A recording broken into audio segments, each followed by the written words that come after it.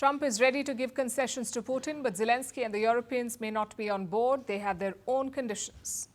And they're ready to block any deal that looks one-sided. Now, given this gap in expectations, is a peace deal even possible? And if it is, what would it look like? Tonight, we'll try to examine that. What would a peace deal look like? Starting with the most basic question, what are the core issues, the key points that a potential deal must address? There are basically two things here. First, the status of Russian-occupied territories. And second, Ukraine's NATO ambitions, its demand for security guarantees. These are the two core issues. Let's start with the status of occupied territories. As of today, Russia has occupied almost 20% of Ukrainian land. These are the areas we're talking about. And out of these, Putin wants to keep a large part. He does not want to return a lot of this territory to Ukraine, especially Donetsk and Luhansk. Putin wants to keep them. These two regions make up what is called the Donbass. It's a key battlefront in this war. Russia currently occupies most of it, almost all of Luhansk, and around 3/4 of Donetsk. That's more than 46,000 square kilometers of land occupied by Russia. What about Ukraine? Well, it still controls a significant strip, around 6,600 square kilometers, mostly in Donetsk. And this is where the fighting is intense. Russia is pushing hard. It is trying to recapture the remaining Ukrainian strongholds. And Putin wants Kyiv to withdraw completely from here to hand over the remaining territory to Moscow. So that's one part.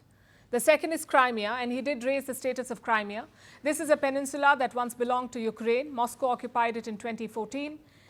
And now Putin says Crimea is Russian territory. He wants formal recognition of Russian territory. He wants the world to accept that Crimea is indeed a part of Russia. In return, Moscow is ready to make a concession. Here's what they will do. They will freeze the front lines in the south, in regions like Kherson and Zaporizhia. But even that comes with conditions. Putin has refused to agree to a ceasefire not until a final deal is in place. And that directly contradicts Ukraine's position. Zelensky wanted a ceasefire first. He wanted the strikes to stop, the daily drone attacks, the missile barrages. He wanted an end to all of it. And for a negotiation to begin only after the ceasefire. But Russia says no. It wants an all-or-nothing deal. And Putin seems to have Trump's support on this. Look at his statement on Truth Social.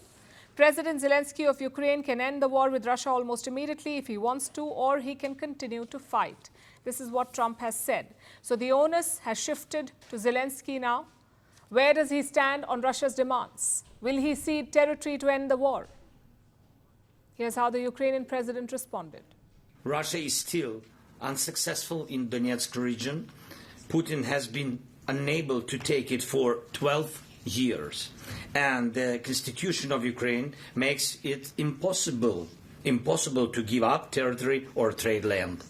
Since the territorial issue is so important, it should be discussed only by the leaders of Ukraine and Russia at the trilateral Ukraine, United States, Russia. So far, Russia gives no sign that trilateral will happen, and if Russia refuses, then new sanctions must follow. Third, it's important that America agrees to work with Europe to provide security guarantees for Ukraine. So there's no agreement on the issue of occupied territories. Then we come to the second core issue, that is security guarantees, and here's what it means. Ukraine wants assurances from the West. It wants protection in case Russia attacks again. But will the US agree to this? As of today, Washington says it is willing to step up. And that's according to the US Special Envoy Steve Witkoff. He gave an interview yesterday where he said Trump and Putin have agreed on security guarantees. It means that the United States is potentially prepared to be able to give Article 5 security guarantees, but not from NATO, directly from the United States and other European countries. That is big. I mean, really big. Does it mean boots on the ground? What does it mean, but logistically? I think part of the discussion that we're going to have on Monday throughout the day, because there's going to be breakout sessions there, is exactly the specifics of what the Ukrainians feel that they need. Because remember, as mediators, we were at this summit to advance the Ukrainian position, and we did that, and we did it successfully. Now it's for us to drill down on the granular details of exactly what the Ukrainians need to give them a sense of security in the future, and, by the way, what the Europeans need as well. Witkoff called them robust, but NATO won't give Ukraine any security guarantees. As for Kiev's bid to join NATO, that's out of the question now. Russia says it's a non-starter, and Western powers agree. So instead of NATO membership, Trump is proposing something else for Ukraine. He's proposing independent security guarantees. What does that mean? It means guarantees not from NATO, but independently from member states. So guarantees from the United States and some other European countries. If Russia attacks again, the US would respond. Some Europeans would respond too, but not all of NATO. That's what it means. This is a broad understanding. The specifics, as you heard, are yet to be discussed. As you know, the leaders are meeting shortly in Washington. Before the talks, Brussels spelled out its expectations. We must have strong security guarantees to protect both Ukraine and Europe's vital security interests.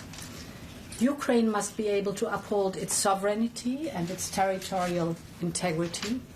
There can be no limitations on Ukrainian armed forces, be it cooperation with or other third countries or assistance from other third countries, no limitations for the Ukrainian armed forces.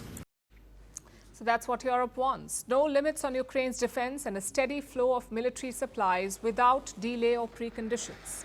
Basically, Europe wants strong defenses in place. It wants Ukraine to be able to strike back if needed.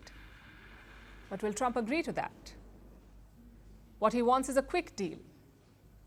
But as things stand, it's getting more complicated with more players involved and more demands on the table. Firstpost now available in 9 languages on YouTube. English, Stands at $36 trillion. French, Le FMI, comme German, Geschäftsführenden Direktor, Hindi, $30 trillion kakarjo. Indonesian, Pemerintah tanpa pemeriksaan. Italian, Kali radikali. Japanese, 4 兆ドル以上も Portuguese, por causa do próprio balanço patrimonial. Spanish. Beautiful bill. Go to Settings, click on Audio Track and select the language of your choice. Be the first to know what's happening around you in your first language. Firstpost.